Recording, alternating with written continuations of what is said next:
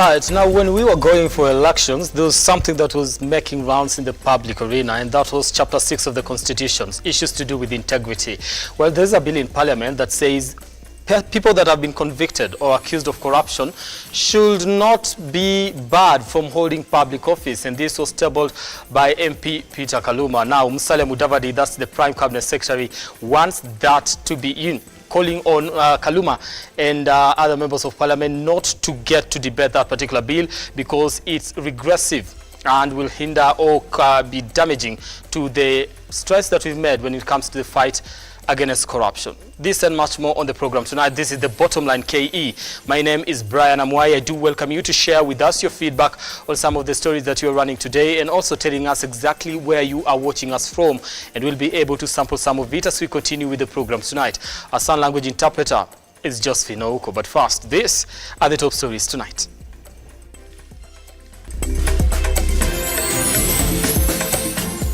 On the Bottom Line tonight, embattled Central Rift Valley Water Agency CEO Samuel Luruma has been sent on compulsory leave. Also tonight, Nyamira County Governor Amos Nyaribo is now facing possible impeachment after 28 of the 34 members of County Assembly signed a petition on the 22nd of September to send him home. You are involved and you are accountable based on the letter that we released. Also tonight, who was negligent? KRA appears before the Trade and Cooperatives Committee to answer questions on the poisonous sugar disappearance. Alikuwa mchezaji wa Thika Queens. Nafasi ya Musungu anaingia na kupata bao.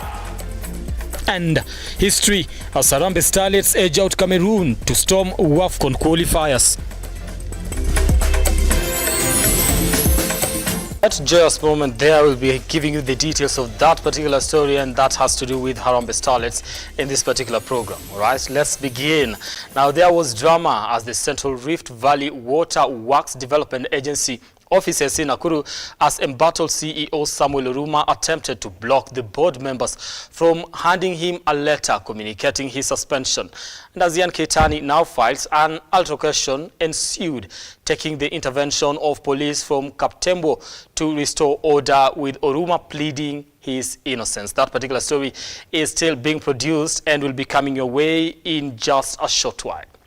Away from that, Trade Industry and Cooperative Committee says KRA still stands accountable for the release of the consignment of 20,000 tons of poisonous sugar imported in the country in 2018 by Mareko Investments Limited from Harare, Zimbabwe, but condemned by KEBS rather.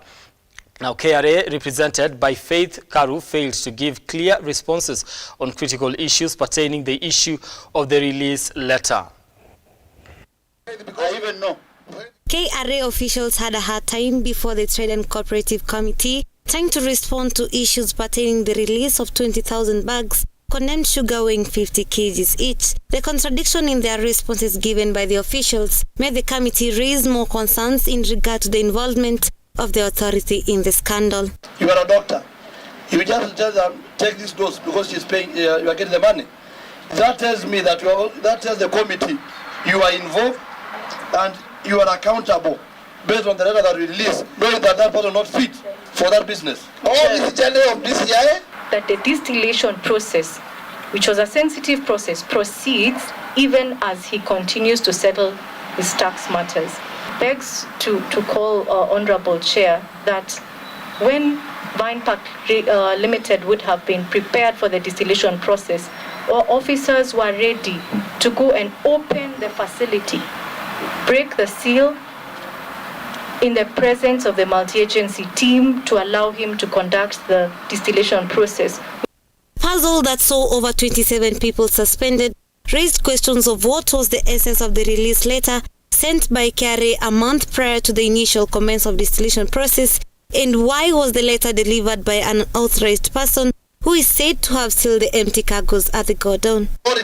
That bill to be paid before opening of the warehouse, she decided to make a release letter, giving a window of 30 days so that the sugar can have now been disappeared. Yes, Chair. That was mentioned. Faith, what the Chair is saying, you are accountable as... There was no bill or there were not other charges, but she failed to ignore that.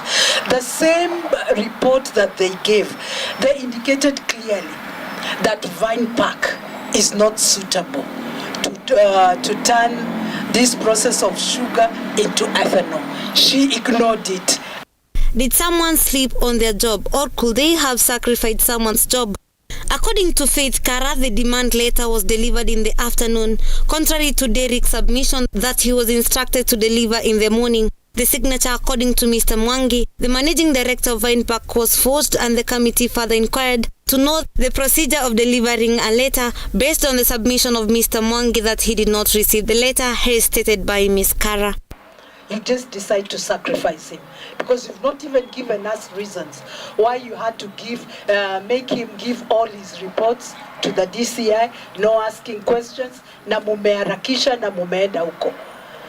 I put it, if this was genuine, you would have taken the entire team because he was not doing the investigations alone. Why you decided to just sacrifice him leaves a lot to be desired. And it is so wrong because currently he's suspended. And I keep asking you, gentlemen and ladies, are you aware there are people who are very innocent? You just want them to lose their jobs because of trying to make whatever you want to make with these kind of deals? The authority will reappear before the committee on the 17th of October 2023 as KRA officials before the Trade and Cooperative Committee. Mevin Getembe, Lookuptv, Nairobi. All right, thank you, Mevin Getembe, for that particular report. Back to revisit, our top story tonight. Now, there was drama as the Central Rift Valley Water Works Development Agency offices in Nakuru as embattled CEO Samuel Oruma attempted to block the board members from handing him a letter communicating his suspension. Razian Keitani now files an altercation ensued, taking the intervention of police from Kaptembwo to restore order, with Oruma pleading his innocence. Friday afternoon. And I'm going for leave. And even if I'm the... And drama ensued at the Central Rift Water Works Development Agency offices after the Chief Executive Officer Samuel Oruma, despite signing his compulsory leave later, remained adamant that he was still in office, insisting that his ouster was politically motivated. My office, I'm still in office.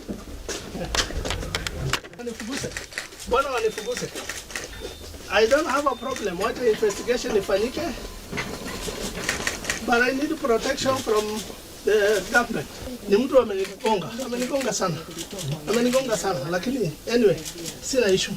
The board chair, Mr. Samuel Nderitu, while noting that the matter was still under investigations, hinted that specifications into the contract might have been changed with Oruma's consent, with an aim of siphoning funds, while announcing the appointment of Douglas Murray as the acting CEO. Momentum Road Rongisa Water and Sanitation Project.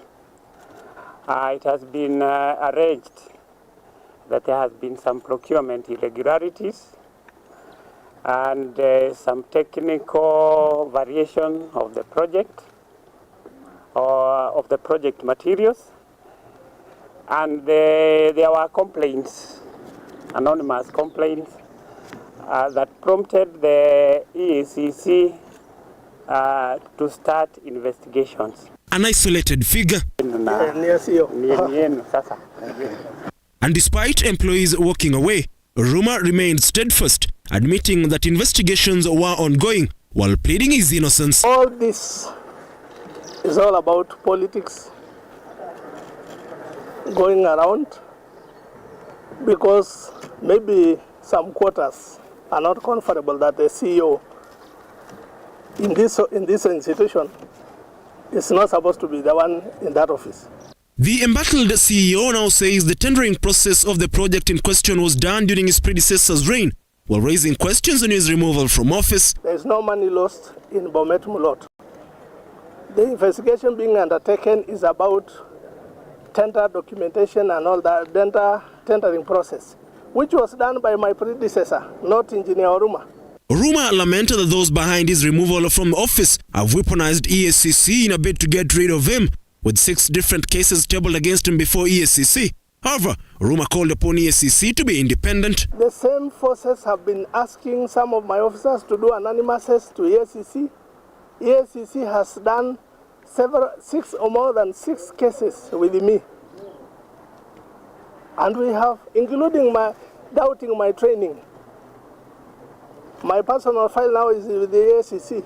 Insisting that he will be coming back to office after his leave, Oruma hinted at going to court to seek justice as he insists on his innocence. But one day, one time, courts are always there. If in case somebody thinks that when my leave is over, I don't come back, then I don't know. Despite resisting arrest earlier on, Oruma was finally arrested by officers from Kaptembwo police station to record a statement. Ian Keitani, Lookuptv. All right, thank you, Ian Ketani, for that particular report. Away from that, Prime Cabinet Secretary Musalia Mudavadi has urged Homa Bay MP Peter Kaluma and his Mbeere counterpart Geoffrey Kuku to retract bills they have introduced in Parliament which aim to amend anti-corruption and economic crimes legislation. Mudavadi was speaking during the launch of the Ethics and Anti-Corruption Commission Strategic Plan 2023-2028 at KICC, Nairobi. Prime CS Musalia Mudavadi is urging MPs Peter Kaluma and Geoffrey Riku to retract bills that they have introduced in Parliament which aim to amend anti-corruption and economic crimes legislation. Speaking on Tuesday during the launch of the Ethics and Anti-Corruption Commission's 5-year strategic plan for the 2023-2028 period, Mudavadi labelled the bills as regressive, adding that they have the potential to reverse the progress achieved in the fight against corruption. Let me also highlight that there are 2 bills currently before the National Assembly which raise significant concerns in the ongoing battle against corruption. Both of those bills are titled the Anti-Corruption and Economic Crimes Amendment Bill 2023. If these proposed amendments are accepted, they will open the door for individuals with corruption histories to hold public office and offer significant leniency to those inclined toward corrupt practices within the public sector. This is not to say I do not respect the independence of our government's branches. I recognize the substantial interdependence among them. Therefore, I kindly request the 2 members of Parliament to consider withdrawing their bills. We must remember that we can only defeat corruption if we stand together in unity of purpose and effort. The first bill, sponsored by Mbeere North MP, seeks to substitute criminal prosecution for corruption offences arising from procurement flows with administrative sanctions, while the second bill, sponsored by Homa Bay MP Peter Kaluma, seeks to repeal the legal provision that prohibits corruption convicts from being appointed to public office. According to EACC, both bills are inimical to the public interest and should be withdrawn from the National Assembly. The anti-graft body says it will be a tragic, monumental step backward to enact the amendments as proposed in the bills.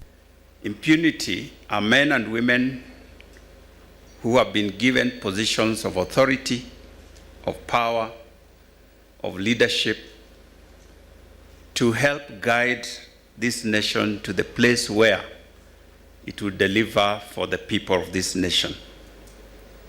But instead of doing that, they use that power, that authority, that space to steal the resources with wanton abandon, believing or knowing that there is nothing you can do to them. At a national level, in strategic level, let us look at the fight against corruption in the 3 main aspects, which I keep on talking about. It may not be in my speech, but I really emphasize that if we want to counter this monster called corruption, there are 3 main pillars. The political culture of this country must change. The Prime CS likewise called on Parliament to expedite the passage of the Conflict of Interest Bill 2023 that was approved by the Cabinet in February, emphasizing that it will play a significant role in curbing corruption. Brana Mwai, Lookuptv, Nairobi. All right, time to take a short break here on the Bottom Line KE. Continue engaging us on our socials at Lookuptv, that is across social medias, and on Facebook, where we'll be able to sample some of your feedback as you continue with the program tonight. Do tell us where you are watching us from and what you think about the stories that we are running today. Now, I'll be back in a few.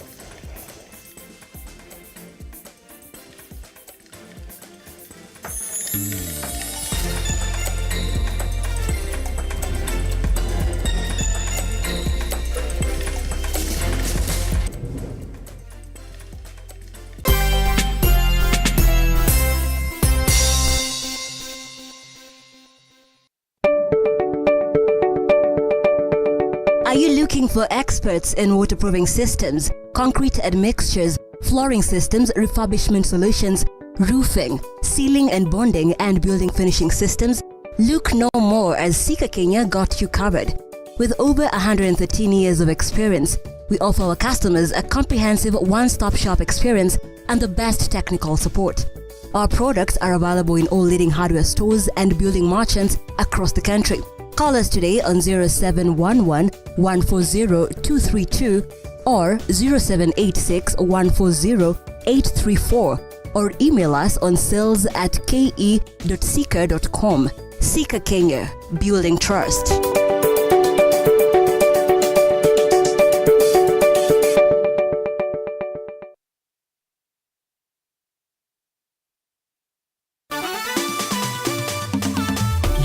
Jaza mfuko na chapa kila nusu saa. Cheza tatua 3 na 10 bob 2 na ushinde jaza bonus ya 10,000 Kenya shillings kila siku. Istoshe, ukicheza na 70 bob au zaidi, utakamua guaranteed bonus ya shilingi 5,000 dakika 30 zijazo. Si hayo tu, jaza keja na home makeover. Jaza parking yako na a brand new tuk-tuk au pikipiki. Hapa ni kujaza na tatua. Nenda kwa M-Pesa, chagua paybill number 150 chagua namba zako 3 za bahati kati ya 0 na 9 ukifuatanisha na neno Lookuptv. Cheza na kati ya shilingi 10 hadi shilingi 1,000 na ujaze mfuko na chapa kila nusu saa.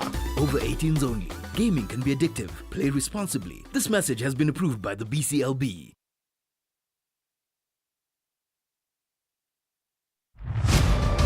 As the night falls, we come to life to bring you a comprehensive broadcast from the numerous events happening across our 47 counties. When it breaks, it matters, and each story is important. If it's Thursday, join me, Nancy Lima, and my able panelists as we break down the law jargons and analyze the Constitution in a way only you can understand. The news cycle never stops, neither does time. We cover each and every sector and present to you factual and accurate occurrences. This is where facts win the day. Join me, Nancy Lima, Ian Keitani, Tuesday, every Wednesday, Thursday, as from 9 p.m. on The Insight, only on Lookuptv.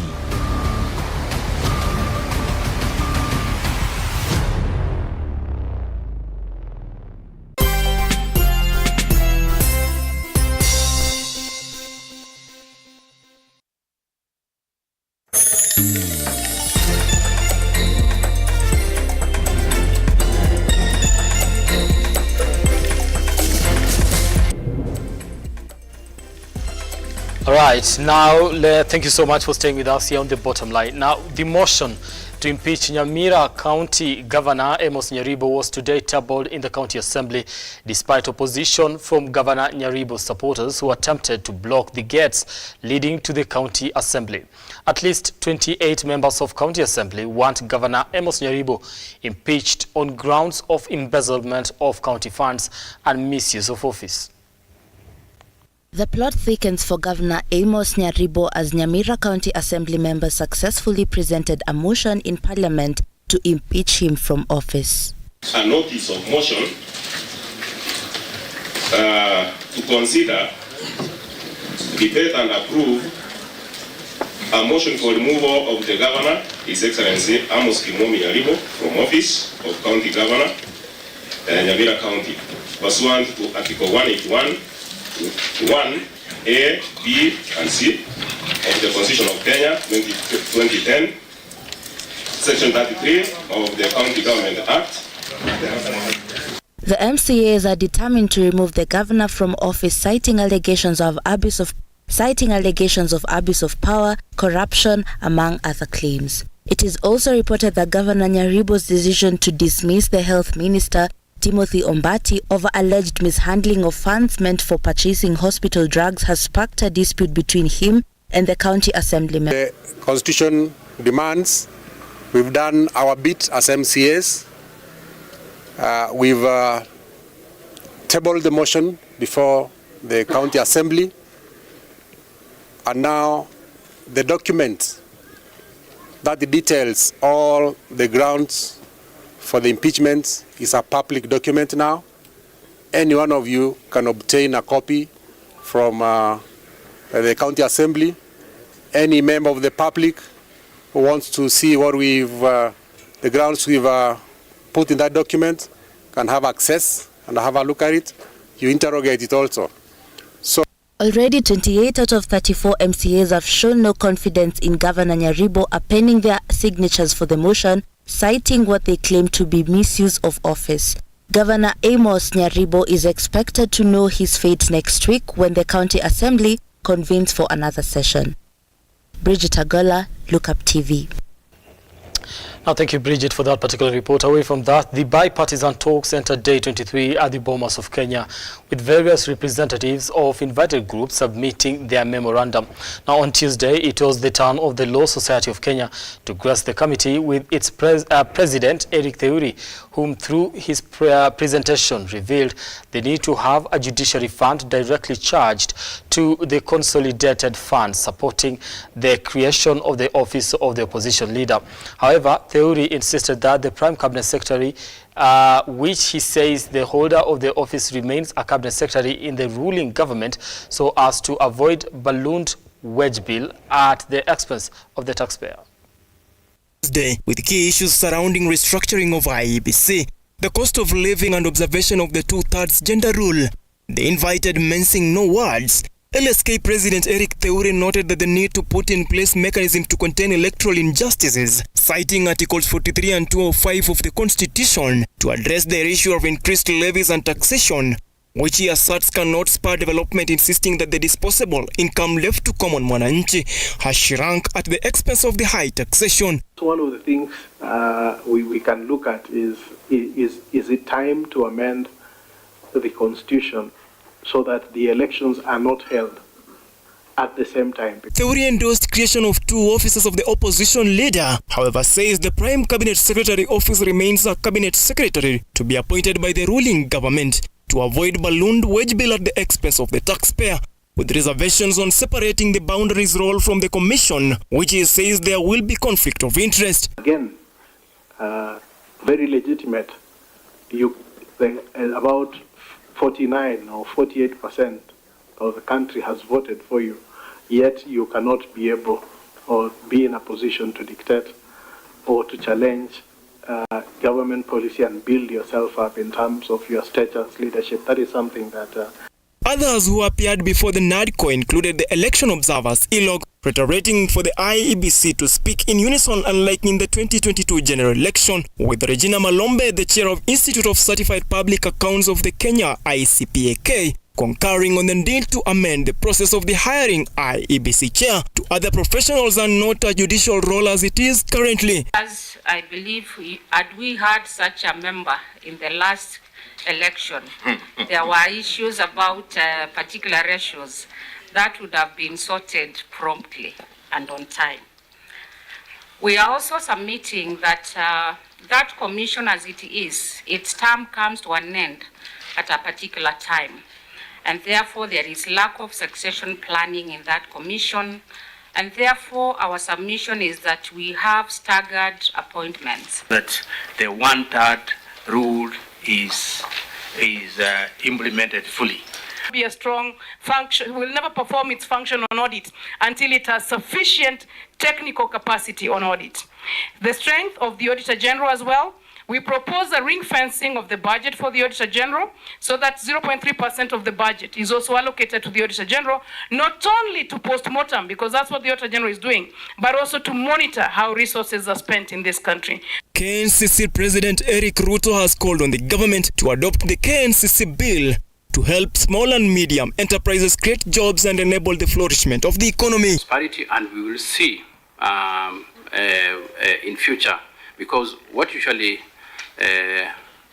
fuels down the demonstrations is the unemployed youth and lack of livelihood that we have. Ongoing national dialogues at the Bomas of Kenya, today being an opportunity by the LSK, the Elections Observers ILOG, and the business community KNCC, whom together have agreed that the restructuring process of the IEBC should have already kicked off. KNCC now says they need to be included in the restructuring process. Eric Theure, LSK president, now proposes that the judiciary be included or be funded under the consolidated fund. Stanley Lugaria, Lookuptv at the Bomas of Kenya. All right, thank you so much, Stan, for that particular report. Away from that, the Kenya Medical Supplies Authority Board had a hard time explaining why the authority bought parcels of land without proper documentation, as pointed out by the Auditor General. Now, the report also indicated that despite KEMSA purchasing motor vehicles to be used in the distribution of medical supplies, the amount of money used in the purchases could not be completely accounted for. Get one document out after the other. Acting KEMSA CEO Andrew Mulwa and his team appeared before the Public Investment Committee for grilling in regards to the Auditor General's report of the year 2018-2019 that questioned KEMSA on land property and vehicle acquired without securing the necessary documentations. Auditor General seeking clarification why the KEMSA board purchased the vehicles, yet they were still under the ownership of the government. The balance includes 4 motor vehicles with a net book value of Kenya shillings 2,574,000, whose ownership documents such as logbooks were not available for audit review.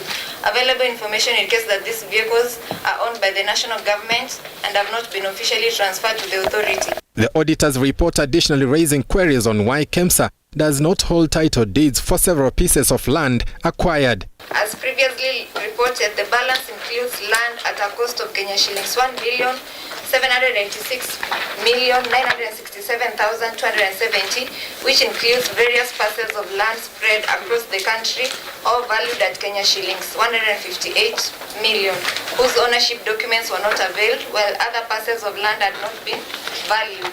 In his defense, KEMSA acting CEO Andrew Mulwa, while in agreement with the report by the Auditor General, insists the vehicles in question are in the process of being transferred to the board, while it has already obtained title deeds for several pieces of land, with only a few still going through the property transfer process. KEMSA has received copies of logbooks and will continue to follow up with the transfer of ownership of the motor vehicles. Chair, current status, KEMSA is still awaiting transfer of the remaining motor vehicles from the Ministry of Health.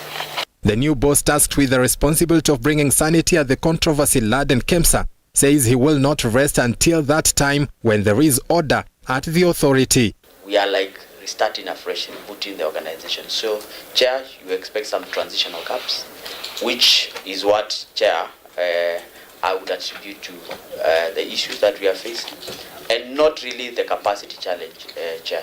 But we recognize that we have to do so many things at the same time, still remain focused on our core mandate of provision of medicines to our facilities. But with several bosses before him bundled out of office due to corruption, all eyes are firmly fixed on him to see how he will steady operations at KEMSA. Henry Tende, Lookuptv. Now, former Mama Lucy Hospital worker Fred Leoparan is staring at a sentence of more than 30 years after being convicted with the offense of children trafficking. Now, during the accused mitigation on Tuesday, Martina Swiga requested the Milimani Senior Principal Magistrate Esther Kibilu to be lenient, for he is a family man with children and a breadwinner, having lost his father at a tender age. Swiga further added that if the accused is given a non-custodial sentence, he will be able to reflect on his mistakes and be able to stand back in the society and support his family.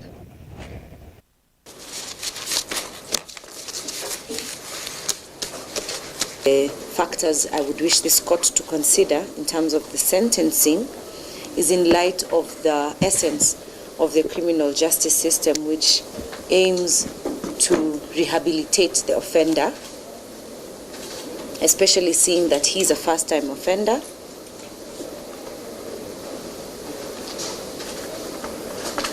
And also on restorative justice. Your Honor, the convict that is before you is a family man with young children depending on him.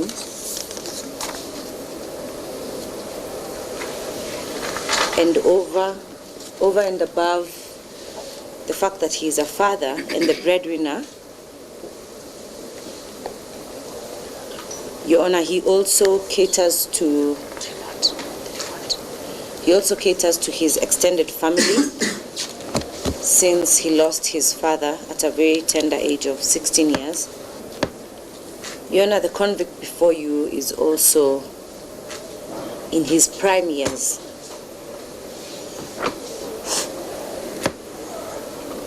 He's only 31 years old, which I believe is a prime age. And giving him a non-custodial sentence will enable him to reflect upon the just concluded trial and the gravity of this trial.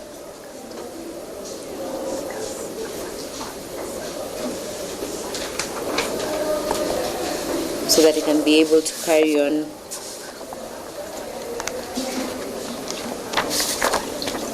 in the provision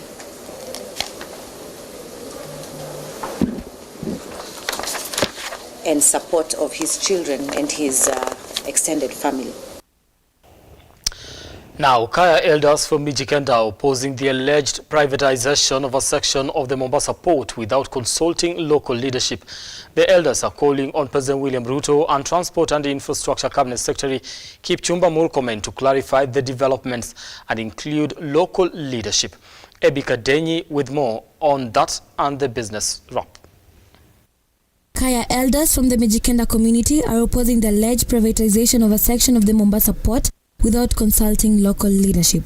The elders are calling on President William RUTO and Transport and Infrastructure Cabinet Secretary Kipchumba Murkomen to clarify the developments and include local leadership. Kwa majina naitwa Mwinyi Mwalimu Mbwisho, mimi ni chairman wa Mijikenda Kaya Elders Association. Lakini sasa katika hapa port matatizo ni kwamba sisi Mijikenda tumemsikia gavana wetu Abdul Swamad ya kwamba analia na kilio chake analia yuko peke yake. Elsewhere in Garissa County, Water and Sanitation Principal Secretary Dr. Kiprono Rono warned those said to be sabotaging water infrastructure to benefit from selling water through water trucks in Garissa County. Rono further noted that the government will not lose revenue where it has invested a lot of money to make sure that people get water. I want to warn all water pushers, if you are illegally getting water and destroying the infrastructure, your time has come to an end. We will not stand as national government, provide resources to the county, and then they go to waste. So I want to warn, first of all, the water pushers. Ensure that where you are getting water, it is clean and safe water. At the same time, if you destroy any infrastructure so that you can siphon the water which has been treated by government, using taxpayers' money, and you go and sell at an extra cost to make profit, that should come to an end. Finally, in Nakuru County, the Policyholders Compensation Fund Deputy Director, Rosemary Kavili, now says the fund was compensating policyholders from Resolution Insurance Company and Standard Assurance Company, calling upon the people with policies from the companies to come forward and table their claims. Currently, we are compensating Resolution Insurance Company and Standard Assurance Company. Prior to that, we were compensating the Concord Insurance Company and the 2 years term has lapsed. So we are calling upon the members of the public who had policies with Resolution Insurance Company and the Standard Insurance Company to come forward and launch their claims, because we are currently doing that as Policyholders Compensation Fund. Ebi Kadenyi, Lookuptv. Now, police in Laikipia North are in hot pursuit of over 400 sheep that were stolen over the weekend by a contingent of heavily armed bandits from a ranch in Kimanjo. Now the livestock are said to have been stolen in a well-executed plan. These and more stories from the counties. By yesterday, 100 goats had been recovered at Wamba in Samburu County and ferried back to the ranch with 3 suspects in custody at Kimanjo Police Station. According to residents, the bandits, about 30 in number, had a well-laid plan on how to steal and drive away the animals, while blaming people from the neighboring counties who have invaded the county of working with the bandits. Serikali kuu pamoja na serikali ya county imefanya juhudi kuhakikisha kwamba wameweza kupigana na wizi wa mifugo. Lakini hiko wakora wengine ambao wamekita kambi katika maeneo haya na wanafikiria ya kwamba wamefaulu. Nimetembelea boma kadhaa ambapo kweli kuna kilio kubwa sana, kwa sababu unakuta wale wanateseka zaidi hata ni wamama. Mbuzi zote zimeenda, hakuna kitu. Laikipia North Sieti wako na chakula ya kulima. Lakini hawa watu wamekuja kuangaisha watu wetu kila saa, kila uchao. Nataka kuhakikishia hivi, hawatatoboa. Elsewhere, operations at the busy Naivasha sewer plant were temporarily grounded after a group of hippos that have invaded one of the ponds for the last 3 years attacked and killed one of the workers. The worker was pronounced dead on arrival at Naivasha Sub-County Hospital as fellow workers told off their fears as the number of hippos that have invaded the plant continues to rise. Area residents have issued a 24 notice to Kenya Wildlife to move with speed and rescue the residents from the jaws of the deadly hippos, failure to which they will kill them. Ndio mmoja wetu aliatakio na hippo ziko pale chini, ziko pondi ya chini. Alikuwa kufanya kazi yake ya kawaida, akirudi kwa station, hapo ndipo aliatakio na hizo hippo, ikamwangusha kwa pond ya pili. Hata hivyo, askari wa KWS alijaribu kuingilia kati na kuwatuliza, ila hakufua dafu.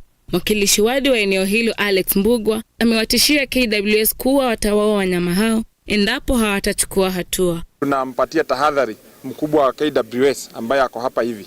Hawa viboko within 2 hours kama atakuwa amewaondoa, sisi kama viongozi wa Naivasha.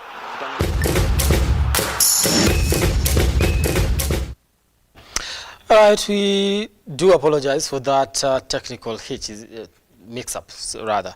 Let's get sporty tonight. Now, the Kenya national women football team, Harambee Starlets, saw off Cameroon 4-3 on post-match penalties after a 1-1 aggregate score to storm into the final round of the 2024 Women Africa Cup of Nations at the Nyayo National Stadium.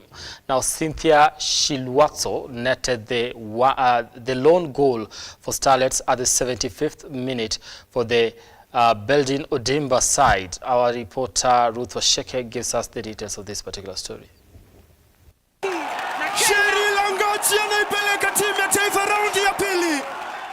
Harambee Starlets thrashed Cameroon 4-3 in a penalty shootout after a 1-1 aggregate to storm final round of the 2024 Women's Africa Cup of Nations qualifier.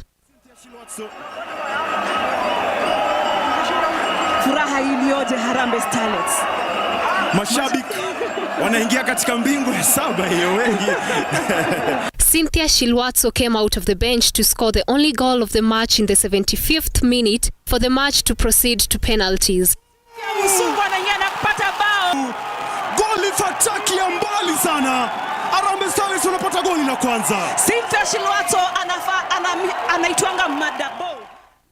Starlets captain Ruth Ngotsi opened the penalty shootout, but her attempt was saved. However, Cynthia Shilwatso, Mwanalima Adam, Violet Nanjala and Cheryl Angachi found the back of the net and led Starlets into victory. Anapiga penalti na ustaarabu sana. Penalti yake Cheryl Angachi inaipeleka akiwapa shukran Cynthia Shilwatso. Furaha Furaha iliyoje Harambee Starlets. Mashabiki wanaingia katika mbingu ya saba hii. Starlets, who lost 1-0 to indomitable Lionesses of Cameroon in the first leg that was held in Douala, Cameroon on Friday last week, will now face Botswana in the final WAFCON qualifiers. It's our time. It's our time. We've come from far. We believe, we know that we can do it, and it's only time. I always say experience is not bought in the shop, so we are building it slowly, and it's coming. Ile furaha niko nayo, I can't explain it. It was a tough match. Venye tulienda away, mnajuanga tu ile game ya away venye ukua, but tulisema tukifika Kenya tuweze aibisha mafans wetu. Reporting for Lookup Sports, I'm Ruth Washeke. Furaha iliyoje. Now, still on Matter Sports, Kenya National Women Rugby Sevens, team popularly known as Lionesses, are clearing for the Rugby Africa Women's Sevens tournament, which serves as the 2024 Olympic qualifiers next year in Paris, France. Our reporter Ruth Washeke returns with this particular story.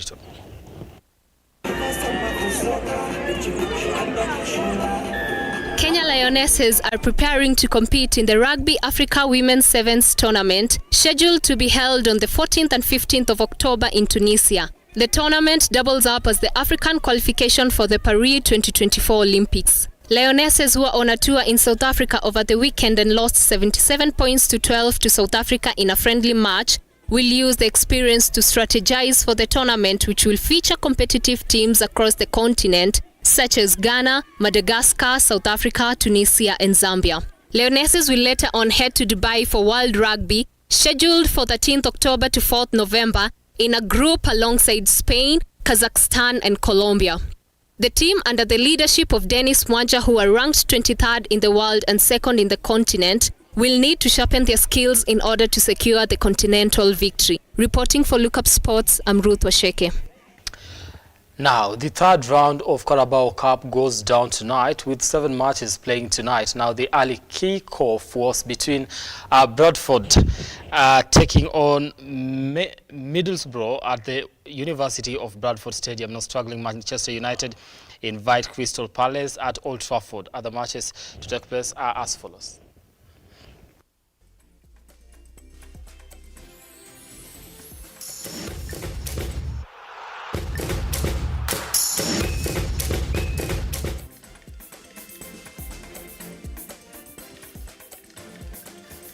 Hi, Pablo Moja was watching from Ruiru. Thank you so much, Pablo, for tuning in and making time for this program tonight. We don't take that for granted.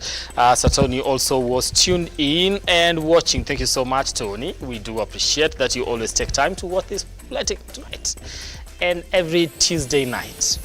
On behalf of everybody that has made it a success, it is 43 minutes past the hour. I do want to thank you so much for watching. And let's do this again next time. Do have yourselves a lovely week, yes, because I'm going off, so it's a weekend for me, but do have yourselves a lovely week. Our sign language interpreter tonight has been Josephine Ouko. Good night. God bless you.